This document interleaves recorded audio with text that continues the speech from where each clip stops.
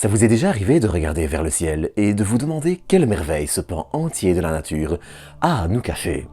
Et si je vous disais qu'il est assez facile, même pour un individu aussi gauche et maladroit que moi, d'ouvrir une fenêtre vers ce coin unique de la nature? Et si ce que je viens de dire là vous plaît, ça tombe bien, car c'est justement l'objectif de cette série. Bon alors, après m'être tâté longtemps, j'ai eu envie d'avoir une approche un peu différente des séries astro classiques, que font d'ailleurs excellemment bien les collègues, et d'avoir une approche plus personnelle. Leurs vidéos sont toutes excellentes, et du coup j'avais plutôt envie de prendre une approche plus personnelle pour cette série astro, en vous racontant mon parcours, mes erreurs, mes choix, et en essayant un petit peu de revenir sur les leçons qu'il y a en tirées, et en vous donnant quelques petits conseils que j'aurais aimé qu'on me donne quand j'ai débuté en astronomie. En gros, l'idée c'est de revenir sur mon parcours, comment j'ai abordé les choses, et ce qu'il y a à retenir pour débuter en astronomie. Et justement, pour cet épisode-ci, qui sera un peu un épisode 0, j'avais envie de vous raconter comment j'en suis arrivé à l'astronomie, et comment j'en suis arrivé à acheter Totor. Parce que oui, clairement, ça, là, si vous voulez débuter en astronomie, c'est pas ultimement un mauvais choix, mais clairement il y a moyen d'en faire de meilleurs, et vous risquez d'avoir quelques surprises. Mais je crois que je vous ferai un petit review complet ou quelque chose du genre bientôt, donc n'hésitez pas à vous abonner pour ne rien manquer. Alors là, c'est aussi finement glissé que sur une peau de banane, bravo. Merci. Où j'en étais, moi? Ah oui. La façon dont vous allez aborder l'astronomie pour la première fois va avoir une importance capitale, et pour ça, je dois dire que j'ai eu un peu de chance. C'est un sujet qui me plaît depuis que je suis petit et j'ai la chance très tôt de pouvoir mettre la main sur une lunette qui est quasiment une relique de famille. Elle est modeste, c'est une 50-500, mais si vous ne voyez pas de quoi je parle, ce n'est pas grave, on en parlera dans une autre vidéo. Mais c'est typiquement le genre d'instrument avec lequel je conseillerais de débuter. Bon, je l'ai dit dans l'épisode sur quel matériel astro offrir, ou s'offrir, mais évitez absolument ceux que vous trouvez en magasin de jouets et choses du genre. Ce sont souvent des attrape-nigo qui sont malheureusement d'une mauvaise qualité avec lesquels vous serez très vite déçus. En revanche, si vous passez par des boutiques comme Astroshop, la maison de l'astronomie, Optik Unterlinden, Piero Astro et encore bien d'autres, eh bien, vous êtes déjà beaucoup plus certain de trouver la qualité et au moins du matériel avec lequel vous ne serez pas déçus. Bon alors, là aussi, certains instruments qui pour des dimensions similaires sont à la moitié du prix de leur gamme, faut se méfier, clairement c'est pas un bon choix. Mais bon, là aussi malgré tout, quand vous passez par des revendeurs professionnels, vous risquez déjà moins de tomber sur une horrible surprise. Même si certaines marques font parfois des sacrifices sur la qualité et que quand le prix est trop beau, malheureusement, eh bien il vaut mieux se méfier. Mais au final, je crois que ce qu'il faut retenir et ce que je regrette un peu de ne pas avoir assez fait en débutant en astronomie, c'est d'utiliser un instrument qu'on a tous sous la main. Bon, là, pour ceux qui seraient perdus, je parle des yeux. Si vous n'habitez pas en plein centre-ville et que vous avez un ciel qui n'est pas trop pollué lumineusement, en vous trouvant un coin assez sombre, vous pouvez déjà retrouver des objets tels que la galaxie d'Andromède, la nébuleuse d'Orion et quelques autres, comme l'amas de la Crèche qui est plus dans le ciel du printemps, amas de la Crèche qui est dans la constellation du Cancer du coup, et c'est pas pour dire, mais ce sont des cibles faciles, qui sont déjà satisfaisantes et qui ne demandent pas de grands efforts pour être trouvées. Et que vous habitiez en ville ou pas, s'entraîner à reconnaître des constellations faciles comme Orion, la Grande Ourse, le Lion, ou même rechercher l'amas des Pléiades dans le ciel d'hiver, eh bien, ce sont déjà des exercices pratiques pour débuter, qui vous permettront de mieux appréhender le ciel, et ne demandent aucun instrument particulier à part une petite carte du ciel qu'on peut trouver gratuitement. Et ça, clairement, quand j'ai commencé à utiliser un instrument, c'est ce qui m'a manqué. J'avais déjà lu des bouquins sur l'astronomie quand j'étais gosse, donc je savais ce qu'était la galaxie d'Andromède, mais quand il faut commencer à la chercher, eh bien, c'est une autre paire de manches. Disons-le franchement, commencer à trouver des objets plus discrets quand vous avez un ciel légèrement pollué lumineusement comme moi, c'est dur. Honnêtement, vous allez galérer et si vous ne connaissez pas du tout les constellations, ça va être une expérience, comme je l'ai eu malheureusement, particulièrement frustrante et avec laquelle il faudra s'accrocher. Pour vous donner une idée, quand je cherchais la galaxie d'Andromède, je me suis retrouvé à balayer la moitié du ciel avec un petit instrument en espérant tomber dessus. J'ai fini par tomber dessus quelques fois par chance, mais c'est clairement pas un conseil que je donnerais, vraiment pas. Et pour ça, dans les instruments plus modestes, j'ai commencé avec un petit 76-300 sans chercheur. Justement, le chercheur, c'est ce qui me manque. Certains en ont, et honnêtement, si j'avais su, c'est plutôt vers ça que je me serais tourné. Vous trouverez vos cibles bien plus facilement, bien plus intuitivement, parce que l'image dans un télescope est inversée, ça n'aide pas. Et dans l'ensemble, votre première expérience sera bien meilleure, et bien moins frustrante. Si vous mélangez une bonne carte du ciel, comme l'application Stellarium qui existe en version gratuite et payante, la version payante a quelques objets avec un peu plus d'avance, surtout pour les nouvelles comètes, eh bien, ce sera tout de suite une meilleure expérience dont vous profiterez beaucoup plus avec moins d'efforts.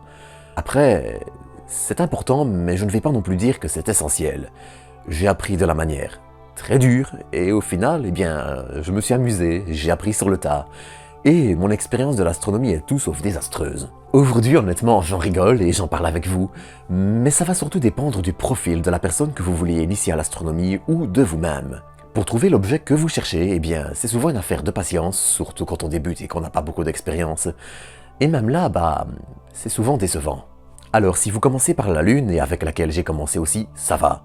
Vous trouverez toujours un petit détail que vous ne connaissiez pas encore et pour lequel vous allez baver pendant 1 heure sans pouvoir décrocher les yeux du télescope.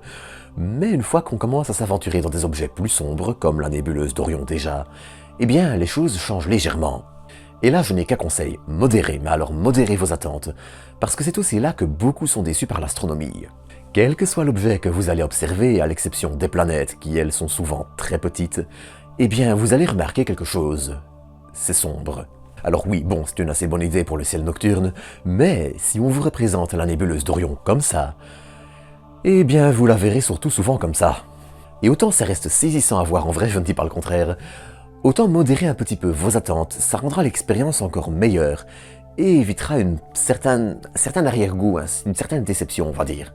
De mon côté, encore une fois, j'ai eu la chance, quand j'ai débuté en astronomie, de déjà savoir que les photos qu'on voit, c'est tout sauf ce qu'on voit à l'œil nu, et de commencer par la Lune, qui encore une fois n'est jamais décevante du tout, ce qui a quand même été, je vais dire, une approche qui a évité de grandes déceptions et de se retrouver finalement à se demander si on fait pas ça un peu pour rien. Alors pour les objets du ciel profond, que ce soit la nébuleuse d'Orion, la galaxie d'Andromède et beaucoup d'amas d'étoiles, en modérant un peu vos attentes à l'avance et en vous renseignant sur ce que vous avez une chance de voir, pour ça le simulateur d'instruments de Stellvision que je vous mettrai en description est excellent, eh bien ça rendra votre expérience meilleure, vous permettra de plus en profiter, de savoir à quoi vous attendre, et de savoir aussi un peu plus ce que vous regardez. Et là, ne serait-ce qu'un peu regarder la page Wikipédia de ce que vous allez observer, eh bien, quand on sait ce qu'on regarde, je trouve que ça apporte vraiment une belle valeur ajoutée, même si encore une fois, c'est pas essentiel du tout. Et pour une première observation, si les planètes sont parfois un peu décevantes de par leur petite taille, surtout dans des instruments d'entrée de gamme, eh bien, la Lune reste une valeur sûre qui ne vous décevra jamais. Elle est facile à trouver, facile à voir avec des détails que vous n'avez jamais vus, et honnêtement, ça reste une expérience dont je me souviens encore, malgré le fait que c'était il y a longtemps. Parce que oui, l'astronomie, c'est quelque chose qui m'a passionné depuis que je suis tout petit. Et la première fois que j'ai réussi à utiliser cette lunette et à voir la Lune comme je ne l'avais jamais vue, je dois dire que c'est quelque chose d'inoubliable, qui au final est un peu la raison pour laquelle je suis là ici aujourd'hui sur cette chaîne. Et c'est une expérience que, franchement, je conseille à tout le monde de tenter de vivre au moins une fois, que ce soit avec une paire de jumelles ou n'importe quel instrument. C'est pas cher, c'est un petit cadeau sympathique pour Noël, et honnêtement je crois que c'est le meilleur investissement qu'on peut faire quand on s'intéresse un peu au monde qui nous entoure. Et franchement, quand on le fait à son rythme, s'il y a bien une chose qui peut plaire de 7 à 77 ans, plus de la BD, eh bien c'est l'astronomie. Bon, au début il y a parfois un peu de frustration, on ne sait pas toujours comment utiliser son instrument, faire la mise au point, on apprend un peu sur le tas, mais alors que l'expérience commence à arriver, eh bien ça vaut le coup, vraiment. Alors attention, ça peut être hyper tentant de débuter avec un bon gros télescope, et encore il est assez modeste. Mais très honnêtement, c'est aussi le pire choix. Déjà, ça va vous coûter beaucoup plus cher, mais surtout, et c'est ça le cœur du problème, c'est qu'il y a plein de petites choses techniques à connaître dessus. C'est pas essentiel, mais ça va rajouter une couche de difficulté dont on n'a pas nécessairement besoin quand on débute, et c'est ça qui en fait un mauvais conseil. Pour ça, encore une fois, acheter un instrument cher est tout sauf une bonne idée, et prendre un petit instrument à petit budget, même si on a un gros budget à investir en astronomie, eh bien ça reste un meilleur choix. Beaucoup font en effet l'erreur de prendre de gros instruments, des instruments chers et compliqués, et malheureusement, eh bien, ça a surtout comme effet de dégoûter de l'astronomie, tant il y a des choses à apprendre. Alors qu'au final, eh bien, un simple petit télescope de table fait déjà bien le boulot.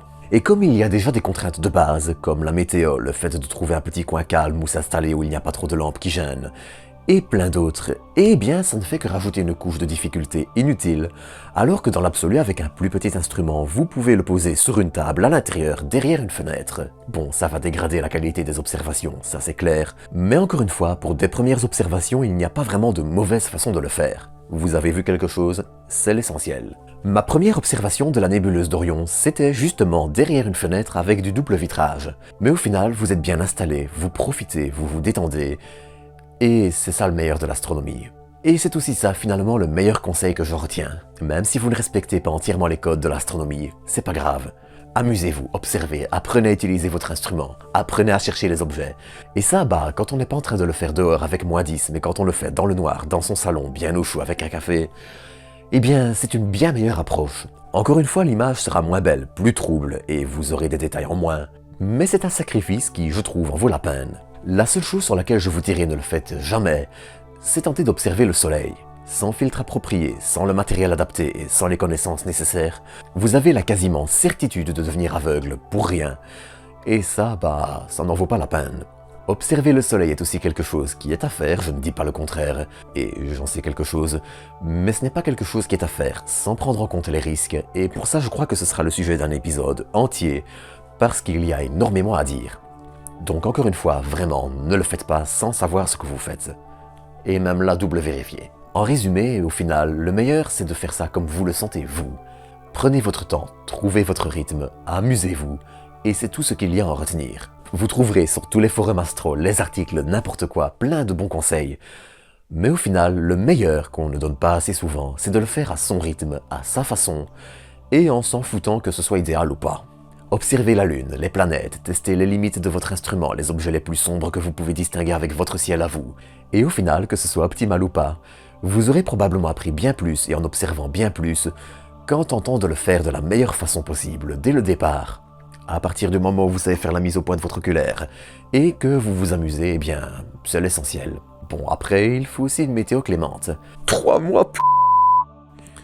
Oui, non, parce que là, ça fait 3 mois que je me cotine des nuages et là, j'ai très envie de vous dire que je pleure tous les jours.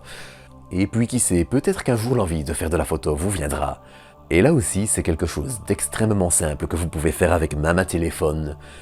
Mais ça, j'en reparlerai au prochain épisode. Allez, sur ce, bon ciel, amusez-vous et à bientôt pour de nouvelles doses d'espace.